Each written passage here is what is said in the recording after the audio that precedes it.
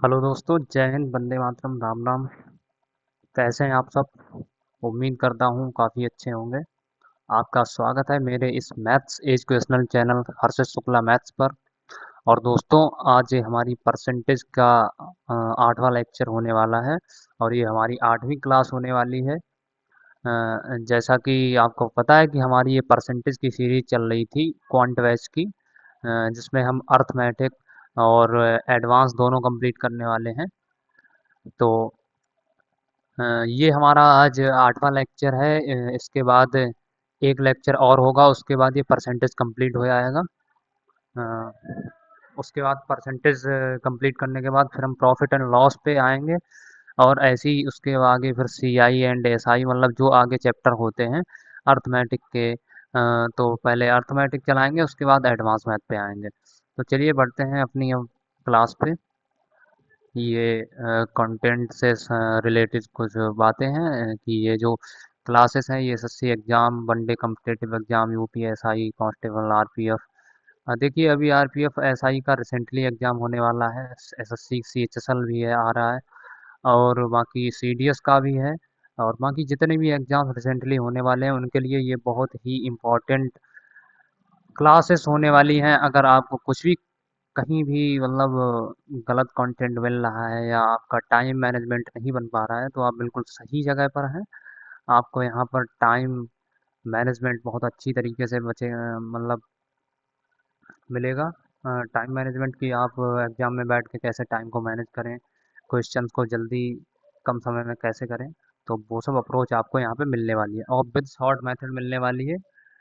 तो इसीलिए बने रहिए मेरे साथ में। चलिए स्टार्ट करते हैं अपनी क्लास। ये आपके लिए मोटिवेशन लाइन। और हमारा पहला क्वेश्चन है कि एक व्यक्ति अपने अपनी आय का 5% यात्रा में, बचेगा 20% भोजन में तथा 120 रुपये दान कर देता है। यदि उसके पास अभी भी 1400 बचे हैं तो व्यक्ति की आय क्या है? देखिए एक बात हमेशा आप ध्यान रखिए। क्या ध्यान रखनी है आपको? जैसे यहाँ पे वैल्यू दो चीज़ों में दे रखी है, एक तो परसेंटेज में दे रखी है और दूसरी यहाँ पर नंबर में वैल्यू दे रखी है। तो मैंने आपको बताया था कि आप इसको दो तरीके से कर सकते हैं। जैसे 5% का मतलब क्या होता है? 5% का मतलब होता है 1/20। अब 5% ये खर्च बता रहा है कि इतना इतना खर्च कर रहा है, यानी उसके पास 20 थे, उसमें से एक खर्च कर दी। तो कितनी चीज़ें बची होंगी उसके पास? 19/20 ही तो बची हैं। इसी तरह से 20% भोजन में, तो 20 पर ये मैं आपको पीछे ही सवाल करवा चुका हूँ, कुछ ज़्यादा समझाना है नहीं। 20% का मतलब क्या होता है? 1/5, यानी 5 थी, एक खर्च कर ली तो बचा कितना? 4/5। और 120 रुपये दान करता है। तो चलिए मैं मान लेता हूँ कि उसके पास उसकी इनकम कितनी थी? इनकम मान लेता हूँ मैं एक्स इनकम थी। कितनी इनकम थी? माना, ये लिखने की ज़रूरत नहीं है, ये तो सब छोटी क्लासेस की बात है। कि माना है एक्स, तो एक्स थी। एक्स का उसने कितना, मतलब एक्स का जो 5% खर्च किया तो 19/20 बचा। अब उसी का, इस टोटल का उसने कितना, 20% भोजन में, तो 20% भोजन में खर्च किया मतलब 4/5 बचा। अब इसी सब का क्या हुआ, 120 रुपये उसने दान कर दिए। तो 120 तो ऐसे ही लिखेंगे, क्यों? क्योंकि ये परसेंटेज में वैल्यू नहीं है। अब उसके पास बचे कितने पैसे हैं, टोटल कितने बचे? 1400। तो ये टोटल सेविंग दे रखी है कि उसने इतना खर्च कर करके इतना बचाया। तो जब इसको हम सॉल्व करेंगे तो 120 एक किधर आ जाए, उधर पहुंच जाएगा।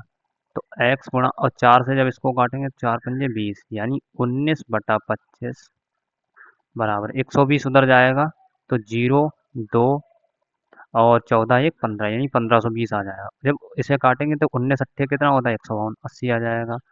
और x की 80 से जब 25 की गुणा करेंगे तो कितना आएगा? 25 अट्ठे 200, यानी आंसर कितना आ जाएगा? 2000 रुपये। तो हमारा इसका आंसर क्या हो गया कि 2000 रुपये। उसकी इनकम कितनी थी? इनकम थी 2000 रुपये। यही हमारा आंसर है इसका। चलिए बढ़ते हैं अपने नेक्स्ट क्वेश्चन पे। इनका कलर चेंज कर लेता हूँ मैं। अगला क्वेश्चन है हमारा, एक व्यक्ति के पास कुछ, सॉरी, एक व्यक्ति के पास कुछ तार है 10% भाग चोरी कर लिया, सेम वही क्वेश्चन है, उसमें खर्च कर लिया तो ये भी खर्च ही समझो कि 10% जब चोरी हो जाएगा इसका मतलब कम हो जाएगा यानी खर्च हो जाएगा। और 70% भाग भेज दिया यानी ये भी खर्च हो गया। तो तार की वास्तविक लंबाई ज्ञात कीजिए। तो हमें जो ओरिजिनल लेंथ थी वो बतानी है, तो बस वही करना है कि माना लेंथ क्या है एक्स, एक्स में से 10% भाग चोरी कर लिया। अब 10% की फ्रैक्शन क्या होती है, 1/10। 10 थी, एक चोरी कर ली, बची कितनी, 9/10। और 70% भाग बेच दिया। 70% क्या होता है, 7/10। अब थी 10 और 7 खर्च कर ली, 7 बेच दी, तो बची कितनी, 3/10। तो एक्स था, एक्स का पहले 9/10 बचा, फिर टोटल का कितना, 3/10 लगातार। उसके बाद तार की वास्तविक लंबाई ज्ञात करो, और बचा कितना है ओरिजिनल, 810 मीटर, साफ साफ दे रखा है ये देखिए। अब इसको हमें हल करना है, तो इसको जब हल करेंगे तो इसे काटिए। 9 ने 81, 90 बचा, 3 से काटेंगे, 3 दिया 9, 30 बचा। अब तो x बराबर क्या आ जाएगा, ये 10 दशामलव 100 यानी 30 की 100 से गुणा होगी, मतलब आंसर कितना आ जाएगा, 3000 मीटर। तार की वास्तविक लंबाई क्या थी, 3000 मीटर। यही हमारा आंसर है। तो ये एक एक लाइन के क्वेश्चन है, कुछ ज़्यादा टफ क्वेश्चन नहीं है। उम्मीद है कि आपको समझ आ रहा होगा। चलिए बढ़ते हैं अपने नेक्स्ट क्वेश्चन पे। अगला क्वेश्चन हमारा है कि एक व्यक्ति अपनी आय का 20% भोजन पर, 15% बच्चों की शिक्षा पर और शेष का 40% मनोरंजन एवं यात्रा पर, यानी 40% तो वो किस पे कर रहा है, मनोरंजन और यात्रा पर, और 30% कहाँ खर्च कर रहा है, दवाइयों पर खर्च कर रहा है। अब यदि वह कितने की बचत करता है, तो उसके पास बचता कितना है, 8775 की बचत करता है, तो उसकी मासिक आय ज्ञात कीजिए। तो बहुत सीधा सा क्वेश्चन है। हमें क्या करना है, देखिए मैं क्या करता हूँ, यहाँ पे पहले सीधा लिख लेता हूँ कि यहाँ पे लिखा, एक व्यक्ति अपनी आय का 20% भोजन पर, 15% बच्चों की शिक्षा पर। तो पहले भोजन पे कितना कर रहा है, यहाँ पर लिखेंगे भोजन, भोजन पर कर रहा है 20%। और बच्चों की शिक्षा पर कितना कर रहा है, बच्चों की शिक्षा, इस पे कर रहा है 15%। ठीक है ना। और शेष का 40% मनोरंजन, यानी अब इन ये जो खर्च करने के बाद जो शेष बचा उसका 40%, तो कितना खर्च कर रहा है, मनोरंजन पर कितना खर्च कर रहा है, मनोरंजन पर खर्च कर रहा है 40%, एवं यात्रा पर, और यात्रा पर कितना खर्च कर रहा है, 30%। तो देखिए अब इसमें दो वैल्यू दे रखी है, यहाँ पे और लिखा है ना, और शेष का, यानी पहले वो जो उसकी जो आय थी उसका वो इतना तो पहले खर्च कर रहा है, ठीक है ना। और उसके बाद इतना खर्च टोटल, तो वो टोटल एक बात बताइए, अब 20% भोजन पर खर्च कर रहा है और 15% बच्चों की शिक्षा पर खर्च कर रहा है, तो टोटल खर्च कितना कर रहा है, पहले पहले खर्च कर रहा है 35%। और फिर जो शेष बचता है उसका 40% मनोरंजन पर और प्लस 30% यात्रा पर, यानी टोटल कितना खर्च कर रहा है, टोटल कर रहा है 70%। तो जब हम 35% की फ्रैक्शन लिखेंगे तो 35% की फ्रैक्शन क्या होती है, 35% की फ्रैक्शन होती है 7/20, यानी था तो 20 लेकिन खर्च कितना कर दिया, 7। तो 20 में से 7 खर्च कर दिया, मतलब कितना उसने बचाया, 13, यानी 13/20। ऐसे ही 70% की वैल्यू कितनी होती है, 7/10, यानी था तो 10 लेकिन 7 खर्च कर दिया, मतलब 3/10, 3 बचाया। तो अब वही हम मान लेंगे कि उसकी मासिक आय क्या थी, मासिक आय मान लीजिए कि एक्स थी। तो सीधी सी बात है, पहले एक्स का उसने 13/20 बचा, एक्स का 13/20 बचा खर्च कर करा के। उसके बाद उसी शेष का यानी इसका 3/10 उसने और वो किया। अब बचा कितना, बचाया टोटल कितना बचाया, 8775। तो ये टोटल बच दे रखी। अब हमें क्या करना है, इसको सॉल्व करना है। 13 से काटिए पहले, 13×6 78, बचा 9, 13×7 91, बचेगा 6, 6 5 65, तो 13×5 65, 6 बचे, फिर 3 से काटिए, 3 दूनी 6, 3 दूनी 6, 3 बचे 15। अब 20.200 हो जाएगा ये, और 200 की गुणा होगी तो x बराबर 225 गुणा 200, ये कितना आएगा, 2 पंजे 10, 2 दूनी 4, 1 5, 2 दूनी 4, यानी 00। तो आंसर कितना आ गया, 45,000 रुपये। तो उसकी माँ से क्या क्या थी, 45,000 रुपये। यही हमारा आंसर है। तो चलिए बढ़ते हैं अपने नेक्स्ट क्वेश्चन पे। अब देखिए ये अलग टाइप के क्वेश्चन आने लग गए। ये ये जो टाइप है इसमें इनकम और मतलब एक्सपेंडिचर और प्राइस की बात कही जाती है। मतलब खर्च, वो क्या नाम, इनकम और एक्सपेंडिचर नहीं, कंजप्शन और एक्सपेंडिचर। यानी कंजप्शन मीन्स होता है खपत, तो एक्सपेंडिचर मीन्स होता है खर्चा। तो खर्चा और खपत और मूल्य की बात की जाती है यहाँ पर। तो उससे पहले मैं आपको कुछ एक नोट बता देता हूँ। नोट ये है कि जो कंजप्शन होता है ना, देखिए मैं आपको एक बात बताऊँ, जो भी इफेक्ट पड़ता है वो कंजप्शन की वजह से पड़ता है। कंजप्शन मीन्स खर्च, खपत, खपत। अब अगर खपत आपकी फिक्स हो जाए तो जिस रेशियो में प्राइस में चेंज होगा, प्राइस मतलब मूल्य में परिवर्तन होगा, यानी मूल्य पहले 4 था फिर 5 हो गया, तो उसी रेशियो में खर्चे में परिवर्तन होना। खपत अगर आपकी खपत निश्चित है, नियत है, कांस्टेंट है, तो क्या होता है, जिस रेशियो में प्राइस बढ़ेगा चीज़ का, उतना ही उसका खर्चा बढ़ेगा।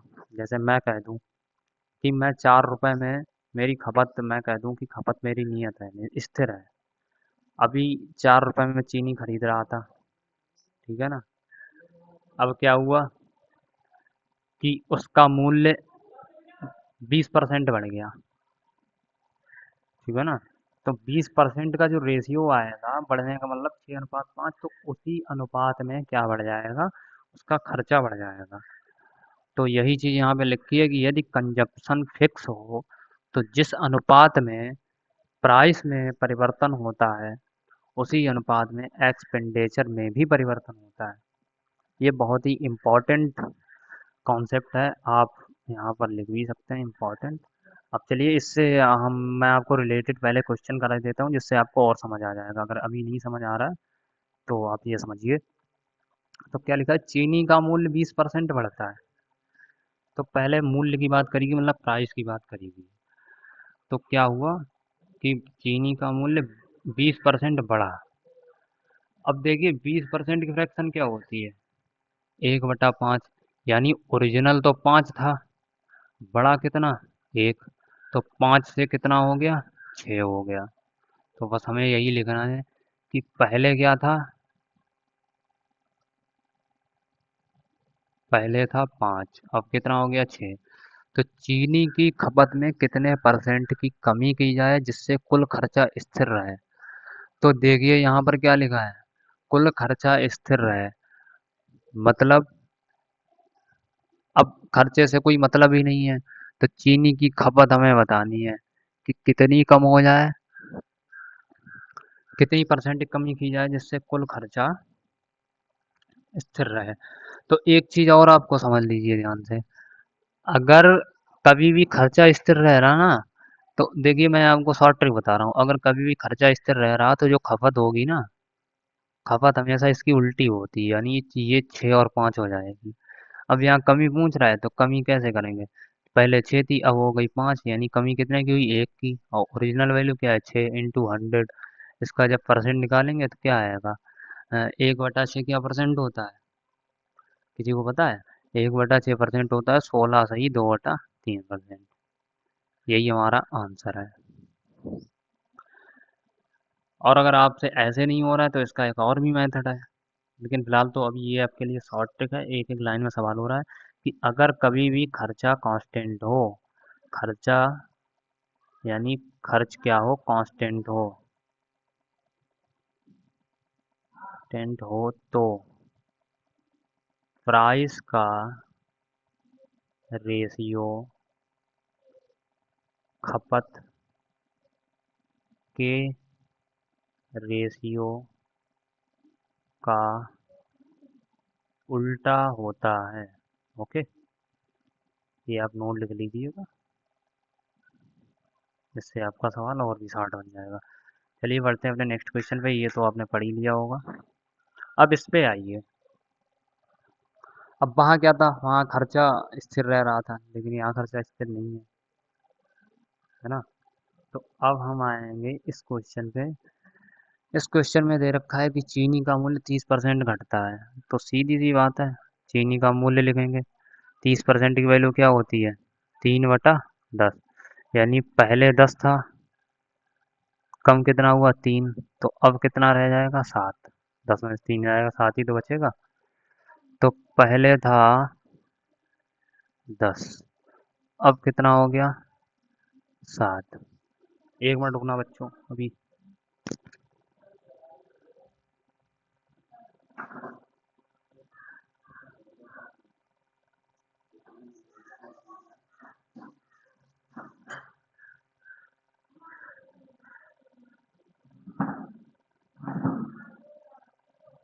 तो बच्चों पहले 10 था, अब 7 हो गया। और उसके बाद दे रखा है कि उसकी खपत कितनी परसेंट बढ़ाई है, यानी खपत में चेंजमेंट मुझे बताना है, जिससे कुल खर्च में 10% की कमी है। तो देखिए एक ये, और आप इस तरीके से भी कर सकते हैं। अगर आप, मैं इसी तरीके से बताता हूँ आपको। तरीके इसके दो तीन हैं, लेकिन मैं आपको वही तरीका बताऊंगा जो आपके लिए सबसे शॉर्ट होगा। देखिए चीनी का मूल्य जैसे मान लेते हैं, पहले मूल्य कितना था, 100 था। ठीक है ना, चीनी का मूल्य कितना था, 100। अब 30% घटत हुई, यानी रह कितना गया, 70 रह गया भाई। ऐसे आपको जल्दी समझ आ जाएगा। चीनी का मूल्य पहले 100 था, अब घटा तो कितना हो गया, 70। अब पूछ क्या रहा है, तो ये तो मूल्य आ गया ना, ये मूल्य आ गया। अब कह रहा है कि चीनी की खपत में कितने परसेंट बढ़ गया, जिससे कुल खर्चा में 10% की कमी रहे। अब देखिए 100 था, ठीक है, खर्चा भी इसी को मान लेते हैं, क्योंकि मूल्य और खर्चा अभी मैंने पीछे बताया था कि एक ही रेशियो में होता है। तो क्या होगा, 100 था तो ये खर्चा कितना हो जाएगा, 90। अब एक बात बताइए, जब चीनी का मूल्य 30% घटा तो खपत कितनी थी, 70। यानी 70 में चीज खरीद रहा था। और जब कुल खर्च में 10% की कमी हुई तो वो चीज 90 में खरीद रहा है। यानी खपत कितनी की है, 90 की। तो एक बात है, सॉरी,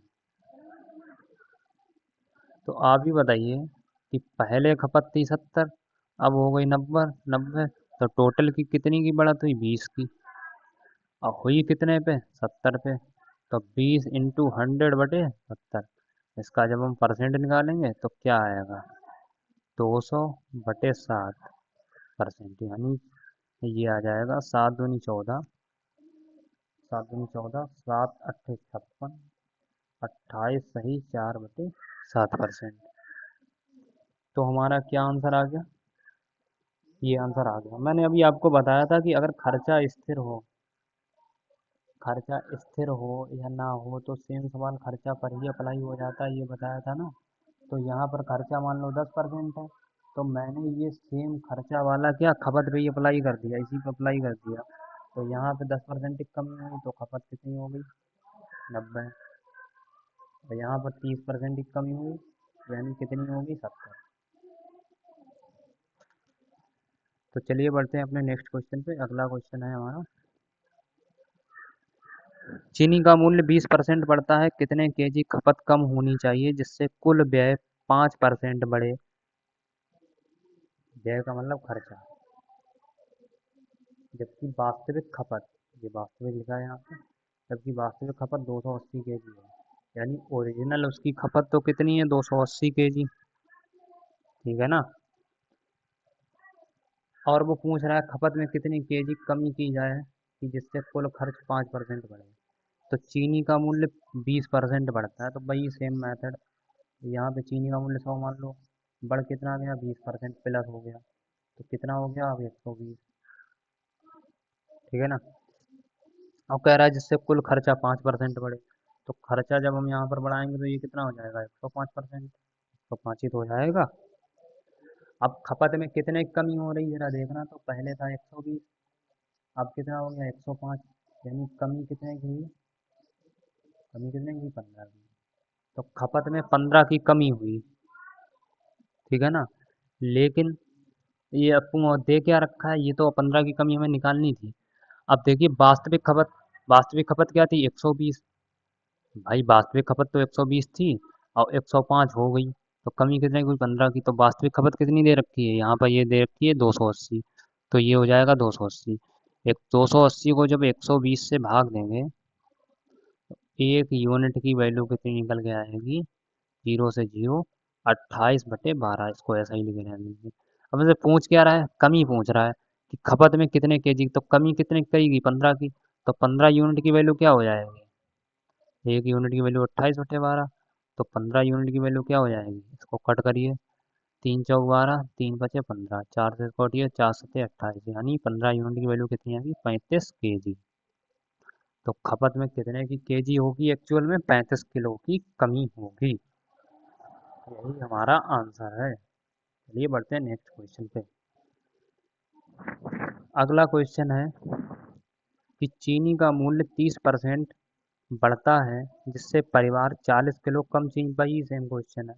कम चीनी का उपयोग करता है तथा कुल खर्च 10% बढ़ जाता है, वास्तविक खर्च याद कीजिए। तो देखिए, पहले मान लेते हैं 100 था, 30% बढ़ा यानी 130 हो गया, प्लस 30% लिखेंगे। और कुल खर्च 10% बढ़ जाता है यानी 100 खर्च कितना हो गया? 10% हो गया। तो खपत पहले कितनी, यहाँ परसेंट हटा देता हूँ। पहले खपत कितनी थी? 130। अब कितनी हो गई? यहाँ पे मैं लिख दूँ कि पहले खपत और अब खपत। पहले खपत थी 130, अब हो गई 110। तो कितनी बढ़ी? आप भी बताइए। 20 केजी बढ़ गई, जिससे परिवार 40 किलो, एक मिनट, बड़ी कहाँ, ये तो कम हो रही है ना। 130 से 110 हो गई, मतलब 20 केजी कम हो गई यहाँ पे। 20 केजी की कमी। अरे कमी केजी नहीं है, ये यूनिट दे रखे हैं। 130 में से यानी 20 की कमी हो गई, ये 20 यूनिट की कमी हो गई। और एक्चुअल में क्या लिखा? 40 किलो चीनी का उपयोग नहीं, यहाँ पर कम है, कम उपयोग करता है। तो ओरिजिनल वैल्यू कमी क्या दे रखी है? 20 यूनिट की ओरिजिनल वैल्यू दे रखी है 40 किलोग्राम। तो एक यूनिट क्या निकल के आ जाएगा? 20 दूनी 40 यानी 2 किलोग्राम। अब हमसे पूछ रहा है वास्तविक खर्च बताइए। तो एक बात आप बताइए मुझे कि इसका वास्तविक खर्च क्या था। जैसे ये तो यहाँ पे टोटल खर्च निकल गया है, इसने लिखा कुल खर्च 10% बढ़ गया, यानी 100 का तो 10% बढ़ा, 110 हो, तो ये तो कुल खर्च है ना। लेकिन वास्तविक मतलब पहले वाला खर्च क्या था? पहले वाला खर्च 130 ही था। तो 130 की 100, जब एक यूनिट 2 किलोग्राम है तो 130 यूनिट क्या हो जाएगा? 130 × 2 बराबर 260 किलो। यही हमारा क्या है? आंसर। तो बच्चों उम्मीद करता हूँ आपको समझ आ गया होगा। चलिए बढ़ते हैं नेक्स्ट क्वेश्चन पे। अगला क्वेश्चन हमारा है कि चीनी का मूल्य 10% कम हो जाता है जिससे एक परिवार 1 रुपए में 50 ग्राम चावल, यानी 1 रुपए में कितने चावल? 50 ग्राम चावल अधिक खरीदता है। तो वास्तविक खपत ज्ञात कीजिए।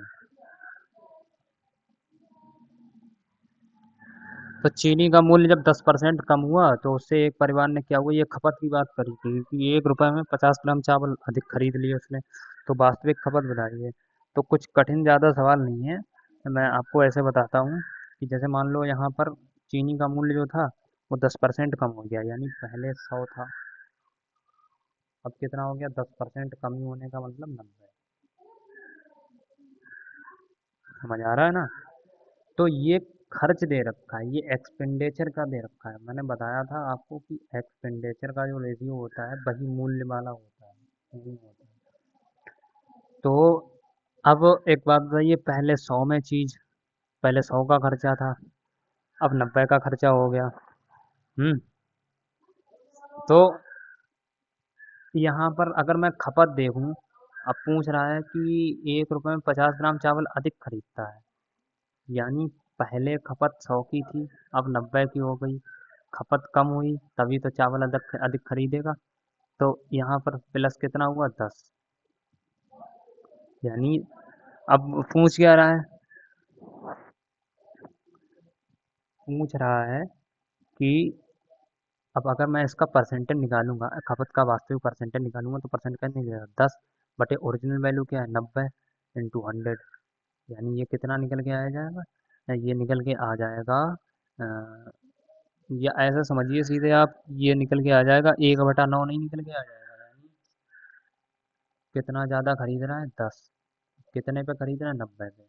तो ये तो ओरिजिनल खपत आ गई, ये ओरिजिनल खपत। और अधिक कितना खरीद रहा है 10। तो आप ही बताइए कि 1 रुपए में, अब इसको जरा सा पहले सॉल्व करते हैं, 10 एकम 10, 10 90 9 आ जाएगा। तो ये तो अधिक वाला है। अब वह कह रहा है कि 1 रुपए में 50 ग्राम चावल अधिक खरीदता है, तो एक की वैल्यू है 50 ग्राम। पूछ रहा है वास्तविक खपत, तो वास्तविक खपत खपत कितनी है 9। तो 9 की 50 से गुणा हो जाएगी, मतलब जब एक की वैल्यू 50 है तो 9 की क्या हो जाएगी 450। यानी उसकी वास्तविक खपत क्या आ गई 450 ग्राम। यही हमारा इसका राइट आंसर है। चलिए बढ़ते हैं अपने नेक्स्ट क्वेश्चन पे। हमारा अगला क्वेश्चन है, पहले जरा इनका कलर चेंज कर लेता हूँ। ये वही परसेंट है। अब देखिए ये भी एक टाइप का क्वेश्चन है, ये बहुत आता है। ऐसा हालांकि पीछे करवा चुका हूँ मैं कि एक बार वृद्धि की गई एक बार कमी की गई। तो एक बात आप ध्यान रखिए, ये कुछ ज़्यादा कठिन सवाल नहीं है, बहुत ही सरल सवाल है। एक ही मतलब एक लाइन क्या, एक ही पॉइंट लिखने में हो जाएगा। अगर कभी भी पहले पहले वृद्धि की जाए यानी प्लस करा जाए फिर माइनस करा जाए परसेंट, अब वैल्यू सेम दे रखी है, यहाँ भी 20% यहाँ भी 20%, तो हमेशा ऐसे में क्या होती है, हमेशा कमी होती है। ठीक है ना, ऐसे में क्या होती है हमेशा कमी। अगर वैल्यू सेम दे रखी है, पहले वृद्धि की गई पहले कमी उसके बाद कमी की, तो हमेशा कमी होती है। और वे हमेशा कमी किसके बराबर होती है, -x² बटे 100%। तो बस आपको x की जगह क्या लिख देना है 20। तो 20 का स्क्वायर क्या हो जाएगा 20 और बटे 100। यानी कितने कमी कितने की आएगी 4% की कमी। तो बस एक ही सवाल, एक ही मतलब एक ही केवल इतना लिखना था आपको कि 20 का स्क्वायर बटे 100। रुकना,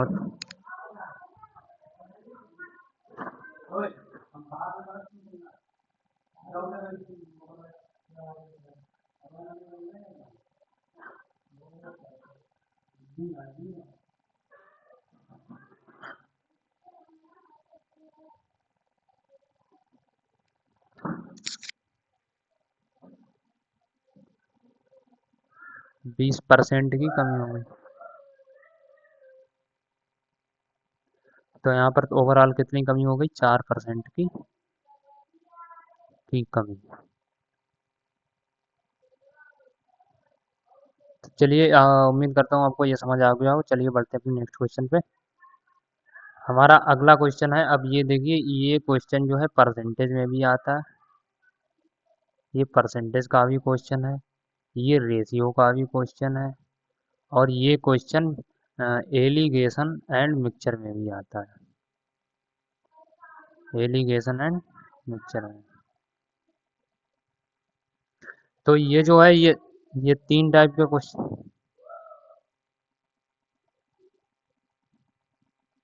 ये तीन टाइप के क्वेश्चन है। एक तो परसेंटेज मतलब तीन टाइप के क्वेश्चन में आता है, परसेंटेज में आता है, रेशियो में आता है, एलिगेशन एंड मिक्सचर में आता है। तो इसको सॉल्व करने का तरीका ये है कि यहाँ पर दे रखा है नमक और पानी के घोल में 5% नमक है। ठीक है ना, यानी एक घोल है, एक मिक्सचर है, मतलब एक घोल है सॉल्वेंट है, तो उसमें 5% तो नमक है। और फिर दे रखा है 20 लीटर पानी वाष्प हो जाता है, यानी 20 लीटर पानी उड़ गया, तो नमक अब कितना रह गया 15%। तो देखिए इसमें एक चीज़ आप हमेशा ध्यान रखिए करो कि जो चीज़ कांस्टेंट हो उसे आप कांस्टेंट बना लीजिए। अब जैसे मैं हूँ, आप ही हैं, एक पानी का गिलास ले रहे हैं, उसमें आपने नमक डाला और नमक का एक घोल बना दिया नमक और पानी का। जब उसे आप एक मतलब ऐसी जगह रख देंगे जहाँ पर सनलाइट आ रही होगी, तो उसमें क्या होगा, पानी उड़ जाएगा लेकिन नमक थोड़ी ना उड़ जाएगा, है ना। क्योंकि नमक सॉलिड स्टेट में होता है, तो नमक तो उतना का उतना ही रहेगा, कमी किस में होगी, पानी में। तो जो चीज़ कांस्टेंट होती है हम क्या करेंगे, उसको कांस्टेंट ही रखेंगे। तो यहाँ पर मैं लिखूंगा कि नमक, पहले नमक की वैल्यू लिखेंगे, नमक और पानी का घोल है, उसमें 5% तो नमक है। 5% नमक का मतलब ये है कि 5% बराबर 1/20। तो यानी ओरिजिनल कितना था, ओरिजिनल था 20, और 20 में से नमक कितना है, 1। तो 20 में से नमक 1 है, मतलब 1 तो हो गया नमक। अब एक नमक हो गया, टोटल था 20, टोटल है 20, एक नमक हो गया, तो पानी कितना बचेगा, 19। तो नमक हो गया 1 और पानी कितना बचेगा, 19। अब उसके बाद क्या है, 5% नमक है, अगर 20 लीटर पानी वाष्प हो जाता है तो नमक 15% बन जाता है। अब देखिए दूसरी वैल्यू क्या दे रखी है, 15%। जब मैं कहता हूँ कि जब पानी उड़ गया तो कितना बचा, तो ये तो पहले की बात थी, पहले। अब कितना हो गया, 15% का मतलब होता है 3/20, यानी टोटल तो था 20, 20 में से 3 उड़ गया, है ना। तो नहीं, नमक 15% बन जाता है, यानी 20 में से 3 तो नमक है, नमक कितना है, 3। तो पानी कितना बचेगा, अभी बताइए, 20 में से जब 3 नमक है तो पानी कितना बचेगा, 17। यानी अब नमक कितना हो गया, 3, और पानी कितना रह गया, 17। अब मैंने आपको बताया जो चीज़ कांस्टेंट है वो तो रहेगी ही रहेगी। अब देखिए पहले वाले में 1 नमक था, दूसरे वाले में 3 नमक है, तो ऐसा तो पॉसिबल है नहीं, क्योंकि नमक हर सिचुएशन में सेम रहेगा। तो हम यहाँ क्या करेंगे, नमक को सेम कर लेंगे, ऊपर भी 3 नीचे भी 3। जब यहाँ 3 से गुणा करेंगे तो यहाँ भी 3 से गुणा करनी होगी। तो ये क्या हो गया, 3 3, यानी नमक तो सेम हो गया, कांस्टेंट हो गया। अब ये कितना हो जाएगा, 57। तो पहले पानी था 57, अब कितना हो गया, 17। यानी कितना पानी उड़ गया, तो वाष्प कितना बन गया, 57 में से 17 जाएगा, मतलब 40 यूनिट पानी वाष्प बन गया। अब 40 यूनिट, ये तो, लेकिन इसकी एक्चुअल वैल्यू क्या दे रखी, 20।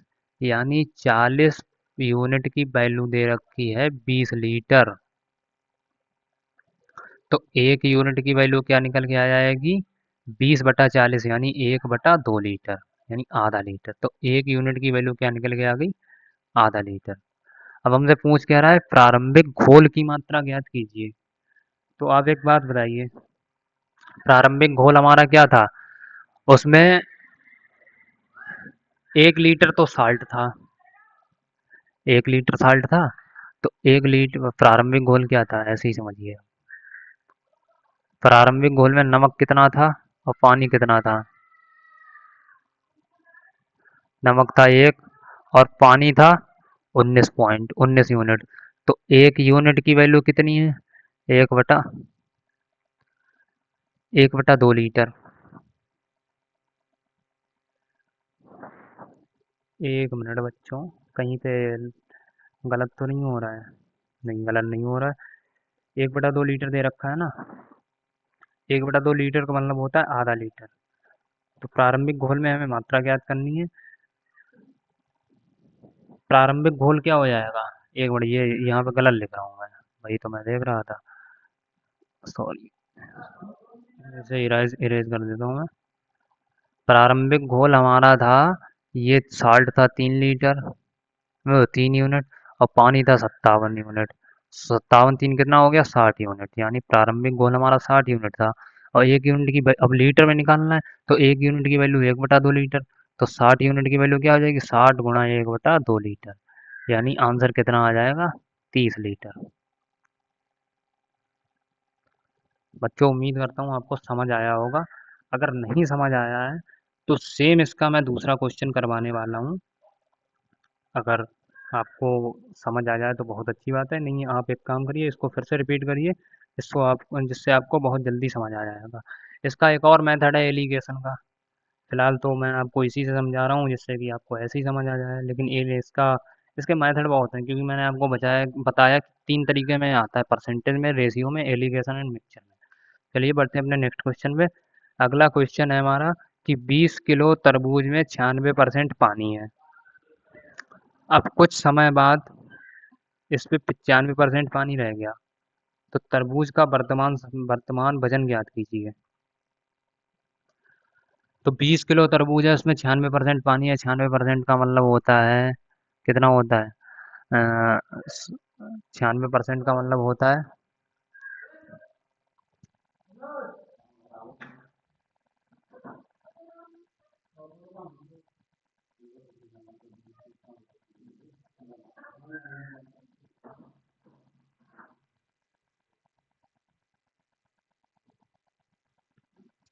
96% की वैल्यू क्या होती है? सॉरी बच्चों, थोड़ा डिस्टर्बेंस हो गया था।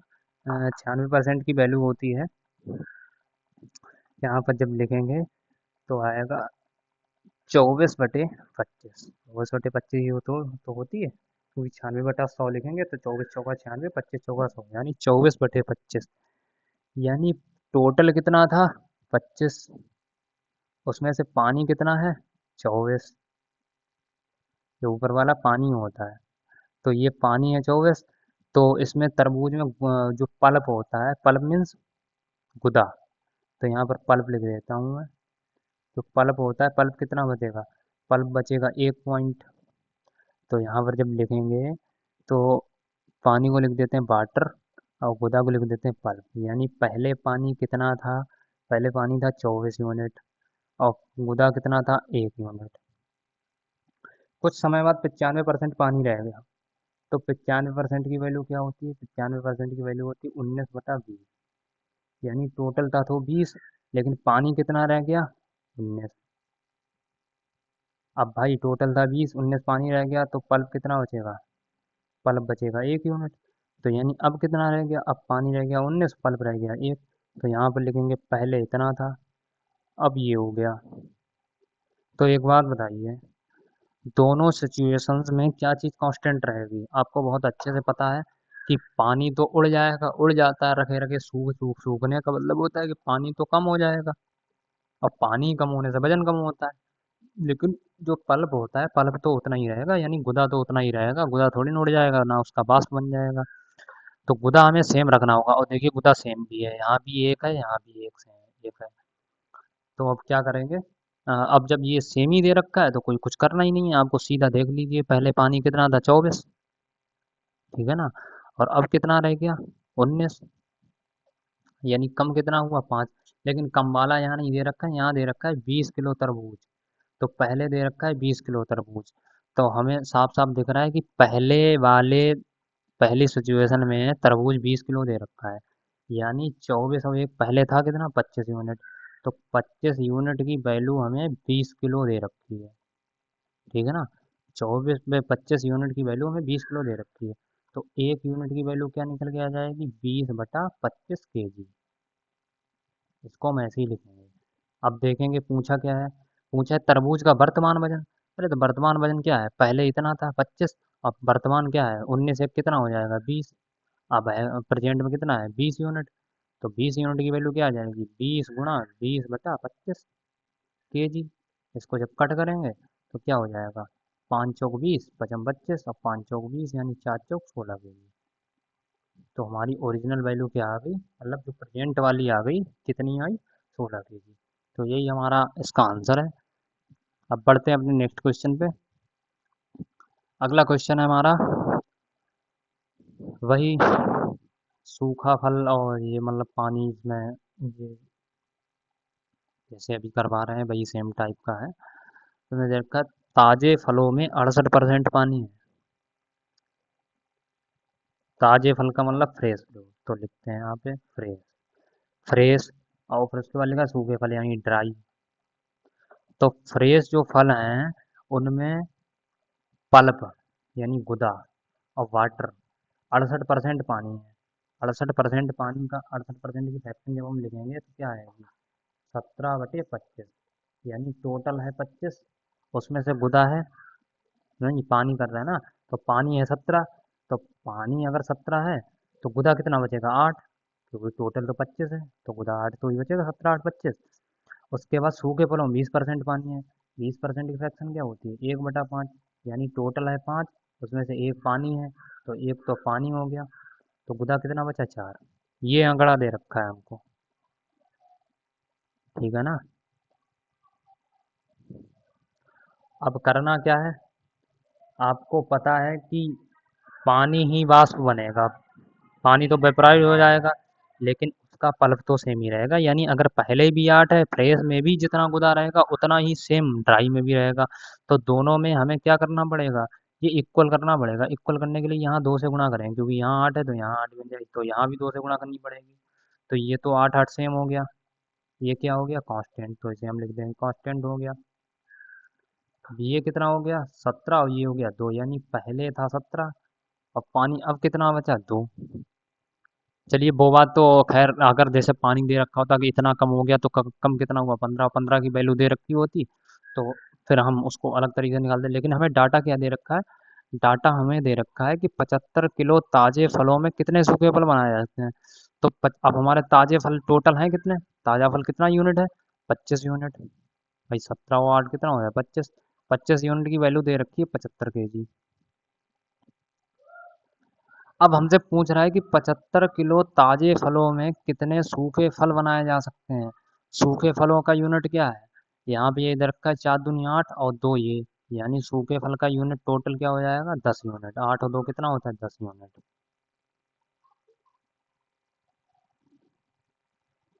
ठीक है ना, सूखे फलों का कितना दे रखा है 10 यूनिट। तो आपको पता है कि 1 यूनिट की वैल्यू क्या आएगी, 25 तियाँ 75 यानी 3 kg। तो 10 यूनिट में कितने फल बनाए जाएंगे, तो 3 से जब गुणा कर देंगे यहाँ तो कितना आ जाएगा 30 kg। यानी जो सूखे फल कितने बना दिए जाएंगे 30 kg, 75 किलो ताजे फलों में कितने सूखे फल बनेंगे 30 kg। तो यही हमारा था क्वेश्चन, आंसर इसका। बढ़ते हैं अपने नेक्स्ट क्वेश्चन पे। अगले क्वेश्चन में देखिए फिर वही चीज़, सेम वही दे रखा है, एक ही टाइप का क्वेश्चन है। ये प्रैक्टिस के लिए आपको बहुत ही इंपॉर्टेंट होने वाले हैं। चलिए बताता हूँ आपको क्या देखा, 20 किलो तरबूज में 96% पानी। ये सेम ही हो गया क्या, ऐसा मैं शायद करवा चुका हूँ अभी आपको। हाँ ये वाला ये मैंने करवा दिया है आपको, तो ये पीछे हो चुका है। आप अपने आप कर लेना, पहले कर क्या लेना, वो करवा ही दिया मैंने, तो ये पीछे हो चुका है। तो ये हमारी आज की क्लास इतनी ही थी, ये हमारा लास्ट क्वेश्चन था, लास्ट क्वेश्चन जो पीछे वाला था। और बच्चों उम्मीद करता हूँ आपको क्लास समझ में आई होगी। अब इसकी बस एक और क्लास बची है, उस क्लास के बाद परसेंटेज आपका कंप्लीट हो जाएगा। और परसेंटेज के बाद हमारा जो नेक्स्ट चैप्टर होगा वो होगा प्रॉफिट एंड लॉस का, यानी P&L का। अगला चैप्टर हमारा प्रॉफिट एंड लॉस का होने वाला है। उसके बाद हम CISI पर आएंगे। तो बच्चों आपसे उम्मीद, अभी मैं आपको बड़े बड़े चैप्टर उठा रहा हूँ और इनका वेटेज भी बहुत है। अगर देखा जाए CGL प्री में तो लगभग 2 से 3 क्वेश्चन पूछे जाते हैं परसेंटेज के, और 2 से 3 question he profit and loss के पूछे जाते हैं। तो इनका परसेंटेज, इनका वेटेज काफ़ी ज़्यादा है परसेंटेज का और प्रॉफिट एंड लॉस का। तो आपको इनमें काफ़ी मेहनत करनी पड़ेगी, काफ़ी प्रैक्टिस करनी पड़ेगी। तो आपसे उम्मीद करता हूँ कि आप प्रैक्टिस करते रहेंगे और लगातार कोशिश करते रहेंगे, मेहनत करते रहेंगे।